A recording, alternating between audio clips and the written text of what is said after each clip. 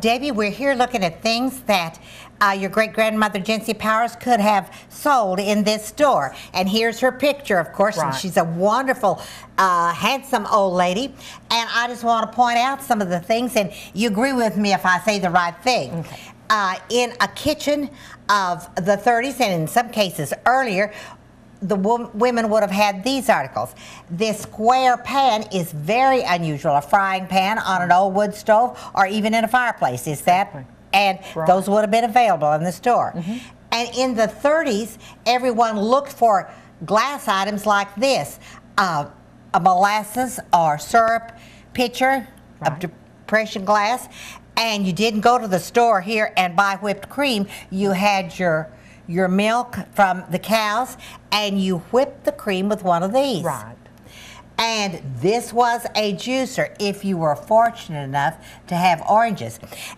Have you ever heard your parents say that, and grandparents, that about the only time they ever saw an orange was at Christmas time? That's right. They might get an orange, but if they did, they could juice it here. And of course, naughty, naughty, but the gentlemen had to have their tobacco products. Exactly. And what came in these tin-topped cans? Of course, our snuff, and then the smaller can, the ladies carried their snuff in their handkerchiefs. And they dipped snuff.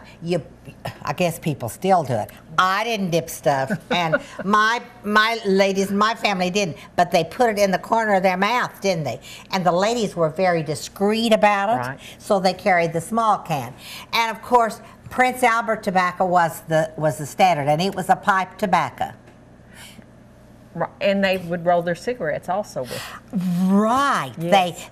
And the store later in the 20s and 30s would have had cigarette papers. Yes, oh, definitely. And the men got the cigarette papers and rolled their own and licked that paper to make it stick together and smoked it then, rather than buying a package of cigarettes. My talk about old-timey. Isn't that something? And all of these articles through the years would have been for sale to the people of the community here in this store. And Jency Powers would have known how much it cost to get those items in and how much she needed to charge the people in order to make a living, because you couldn't just give it away. That's right. And you said she was an entrepreneur and a good businesswoman, so she would have known those things. And they kept the ledgers by hand, didn't they? Oh, yes. In notebooks of some sort. There were ledgers, but some people just used notebooks. Well, hers was all in ledgers. All in ledgers.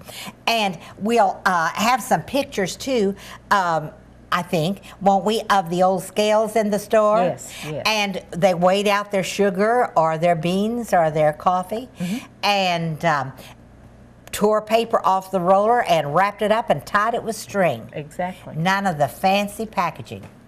Everything was bulk. Well, this has just been fascinating to look at this store and to have you here to talk about your great-grandmother. And we do want to look at the carriage outside. I'm standing in front of the carriage of Dr. Kroc, an early-day physician in this community who delivered babies all through this section.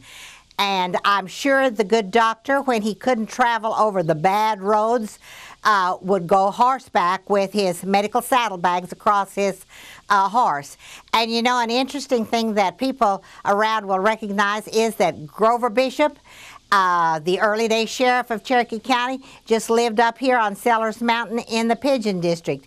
And he too got around with the criminal element and roped them in an early day of the Quals community.